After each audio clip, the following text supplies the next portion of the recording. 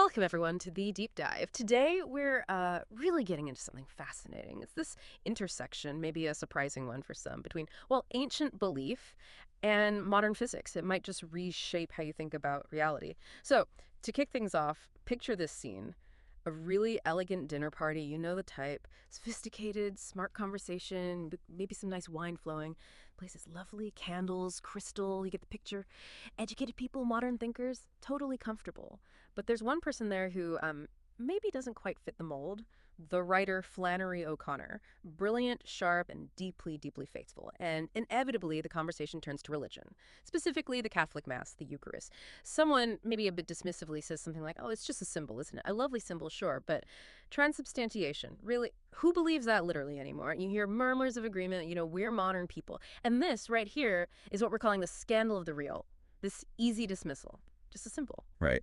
And that's when Flannery O'Connor, apparently with this very direct, unflinching gaze, just drops this line. She says, well, if it's a symbol, to hell with it. Just like that. Wow. Imagine the silence. Exactly. And she wasn't just being provocative for the sake of it. She meant it. For her, you see, if the Eucharist was only a symbol, if it was just bread acting like something else, then everything crumbled. The incarnation itself, God becoming truly human, truly flesh that loses its power too. If Christ said, this is my body, and meant it literally, then something real, something substantial have to be happening at that altar. It can't just be poetry. She didn't try to explain it then and there, did she? Just pointed towards something huge, a mystery. Precisely. And that's our mission today, really. To unpack why that statement hits so hard, it's not just about doctrine. It points to this profound question about existence itself. And we want to explore how the Eucharist, if it's more than symbolic, might actually work. How it might fit into reality in a way that maybe the laws of physics even have to, well, make space for it, as our sources suggest. Yeah, exactly. We're asking you to step over a line with us, maybe, to shift from thinking what people believe to considering how it could, actually happen. Moving from symbol to substance. From metaphor to mechanism. Maybe. Mechanism. Interesting word choice. Well, we want to explore what it means for matter itself to respond to faith, for time and space to kind of entangle with divine presence, not just poetically, but maybe physically. Yeah. At a level science is just starting to kind of glimpse. Okay, so let's face that scandal you mentioned directly. The core claim of the Eucharist. It's breathtaking, really. Bread becomes God, wine becomes blood, the eternal enters time, not abstractly, but in substance. That's the heart of it, right? The scandal. It absolutely is. And that's where we, as modern people, often stumble. We're so conditioned to think presence means physical presence. Yeah. Something you can, measure, weigh, Newtonian stuff. Tangible. But when Christ said, this is my body, this is my blood, the sources we're looking at argue these weren't just nice words. They were declarations. Precise, like this is happening now, a manifestation, not just a metaphor you can explain away. That really challenges our usual idea of being there, doesn't it? It points towards maybe a field-based presence, or like you said, oscillatory logic. I'm thinking of Matthew 18.20, where 2 or 3 are gathered in my name, I am there among them. He doesn't say, I'll be thinking of you, or my spirit will be there. He says, I am there. Exactly. So it's not about God occupying a chair, is it? It's about resonance, where God vibrates maybe in the soul, made real through that connection, that gathering. That's a great way to put it. And what's fascinating and maybe a bit tricky is that this kind of presence seems conditional sometimes. Look at Mark 6.5. It's a really puzzling verse. It says, he could perform no miracles there because of their lack of faith. Yeah, that one always gets me. It sounds like his power failed him. But maybe not. Our sources suggest it wasn't a lack of power in Christ, but that the field was not open. Think of it like grace, or even resonance itself. It needs receptivity. It needs somewhere to land. It's not forced upon people. It requires a kind of welcome and engagement. Okay, so faith isn't just believing something is true. It's more like an alignment, a readiness, like making the conditions right. I'm thinking of a laser beam. Go on. Well, a laser needs coherent light, right? All the photons have to be in sync, aligned to make that powerful focused beam. If the light's just scattered, it's weak. Diffuse. That's a perfect analogy. So if the field, the space, the community, whatever is cloudy with doubt or just indifference, that coherent pattern can't form properly, it scatters. Right. And the miracle, the full presence, maybe it just can't quite manifest fully. So faith becomes this active thing, an alignment. Yes. And this gives us this well, frankly, radically new lens for thinking about transubstantiation. It suggests it's not magic, it is quantum alignment. Quantum alignment. Yeah. So the priest, acting in persona Christi, in the person of Christ, speaks these words, "This is my body." And in that moment, it's like a field event occurs. The matter, the bread, the wine. It doesn't change its chemical makeup, not like turning water into wine, literally. Right. It still looks and tastes like bread and wine. Exactly. But our sources propose it changes ontologically. Its fundamental being, its what it isness, shifts. It moves from being just ordinary substance into a state of divine coherence. You've become Becomes a vessel, a vessel for this non-local divine presence, even while physically it appears unchanged. Okay, let's dig into that. Transubstantiation. The official definition from the Council of Trent way back when is pretty specific. The whole substance of the bread changes into the substance of Christ's body. Same for the wine and blood, but, and this is the kicker, the accidents stay the same. Right, the accidents, meaning how it looks, tastes, feels, smells, all the sensory stuff. Which, to a modern materialist mindset, sounds, well, impossible. How can it be something totally different if it looks and tastes identical? And that's where this framework, this quantum oscillator theory of everything, quote, let's call it, comes in. It offers a way to think about it rationally. See, the church always said substance is metaphysical. It's the reality underneath the appearances. Okay. Quote suggests that this metaphysical reality, this substance, is fundamentally oscillatory, like vibrations. Everything, every object, bread, wine, you, me, isn't just dead matter. It has a unique waveform signature, a basic resonance pattern. It's deep down identity. It's quantum substrate. Think of it like a unique musical note or frequency for everything that exists. So everything is sort of vibrating at a fundamental level. In this model, yes.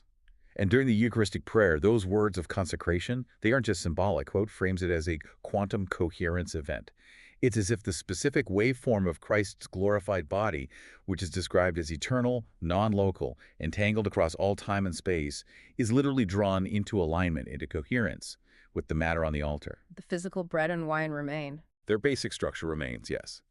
But their fundamental waveform, their deep identity, gets transformed, replaced almost. So using the QD language, the accidents, what we see and taste, that's like the visible waveform envelope, the outside shell. Sort of, yeah. Yeah. The observable pattern.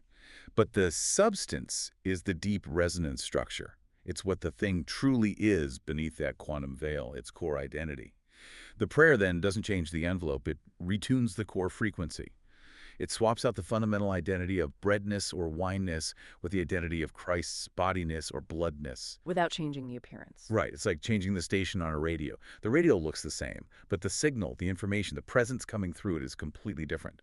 Our sources call it modulation or field replacement through coherence, a deep ontological shift. Its idea of presence that isn't strictly local and transformation, it leads to another mind-bending part of this time. Christ says, "Do this in memory of me."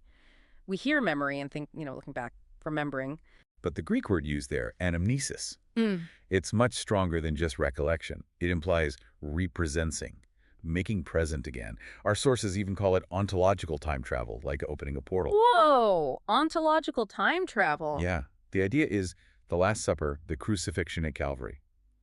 They aren't just historical events we remember fondly or sadly. Through anamnesis, they are reactivated. They become present now.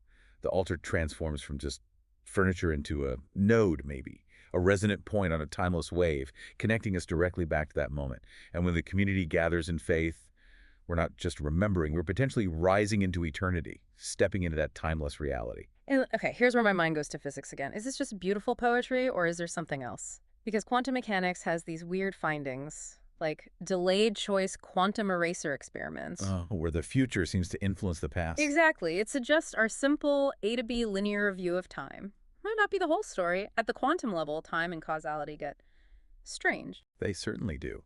And think about Christ's sacrifice. Theology insists it was once and for all. Finished. Complete. Right. Not repeated every Mass. But because that act, that sacrifice, is considered an eternal event happening outside of our linear time, the Mass isn't a repetition, it's a re-entry. It's that eternal event being represenced through this mechanism of resonance. That's what anamnesis gets at, entanglement across time, a timeless event touching our time. And the Eucharist is the focal point. Where this entanglement happens, the priest, through the liturgy, is collapsing the waveform of time. Is that too much? It's a powerful image, aligning our broken, fragmented now, as one source puts it, with the eternal coherence of Christ's perfect self-gift.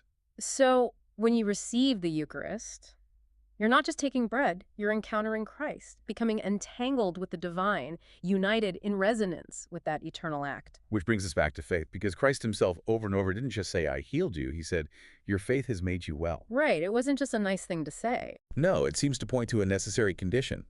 Faith in this framework isn't just believing facts. It's active resonance. It's the human being, the human oscillator, aligning itself with the divine field. It's what makes the connection possible, what opens the channel for the miracle. So the Eucharistic miracle, it finds its fullest expression, its full coherence when enough people are aligned, when the gathered church is truly united in faith. It's a collective thing. Let's go back to the laser analogy. Okay. A laser only works when enough photons reach a minimum threshold of coherence. Below that, light just scatters everywhere, useless. Above that threshold, boom, you get that intense, powerful beam. So maybe the Eucharist as a coherence event is similar. The collective hearts and intentions of everyone there actually shapes the field. Collective belief isn't just background noise. It amplifies the event. It helps bring it into focus. That's quite a thought. Faith as the tuning fork. Exactly. Or the coherence amplifier, the catalytic agent. It's more than just intellectual agreement. It's desire. It's willingness to align. It's that humble openness to participate. Is there any science that even hints at this collective effect? Well, it's early days and controversial, of course, but fields like group field theory and some experiments looking at the measurable impact of collective intention, large groups meditating or praying for a specific outcome have shown. Well, some statistically intriguing, though subtle, results. Things that suggest consciousness is not isolated, it is fielded. Our minds, our intentions might create a shared energetic environment. It's speculative, but suggestive. Okay, so all these threads, resonance, time entanglement, coherence, faith, they lead us to this big idea you mentioned, the miraculous quantum event hypothesis, MQEH. MQEH. And the core idea here is that miracles maybe aren't violations of physics, but are field-level coherence events, moments where everything just lines up perfectly. Yeah. The ordinary matrix space, time, matter, intention aligns with divine will. That's the proposal. And the Eucharist seems to be a prime example, exhibiting what we see as 5 key properties of an MQEH event. Okay, let's break those down. First, nonlinearity. It messes with linear time, right? Yeah. Brings the past sacrifice into the present. Check. Second, entanglement. The bread, the wine, the person receiving. They become connected, entangled with Christ's body, a kind of quantum communion. Makes sense in this context. Third, coherence. It clearly needs alignment. The priest, the people, the words, the intention, the whole field for its full power. Yes, we covered that. Fourth, it's sustained by love, prayer, and intention. That desire, that focus, amplifies the field. Do this in memory of me isn't just a suggestion, it's like a tuning command. Right. Keep the connection active. And fifth, it's in accord with physics at a deeper layer. It doesn't break physics as we know it necessarily, but operates at that deeper quantum oscillatory level where our everyday intuitions don't really apply anymore. It transcends our current grasp. That's a comprehensive framework. Yeah. And it makes you hear that prayer before communion differently, doesn't it? The centurion's words, Lord, I am not worthy that you should enter under my roof, but only say the word, and my soul shall be healed. Exactly. If word is the logos, the ordering principle, Yeah. roof is maybe your personal field boundary, and healing is restoring that resonance. It becomes an oscillatory surrender. Wow. Acknowledging your own lack of coherence and asking for that divine frequency to retune you. So you see, the Eucharist, viewed this way, it's not just a ritual, however sacred. It's not just a symbol, however profound. It emerges as this recurring, miraculous quantum event. Yeah. A node, yeah. A sacramental point where heaven and earth entangle and the logos itself becomes, well, edible. And the bottom line for you, listening right now, the takeaway is maybe this. When you receive the Eucharist, according to this perspective, you are not just remembering Jesus, you are encountering him. Yeah. Right here, right now. And maybe the bigger implication is that matter isn't just dumb stuff. That time isn't locked. That love and faith and intention, when they align perfectly, they really can make all things new. So this deep dive, like all dives into mystery, it doesn't really end things, does it? It's maybe just the threshold, a doorway to maybe looking at reality itself in a completely different way.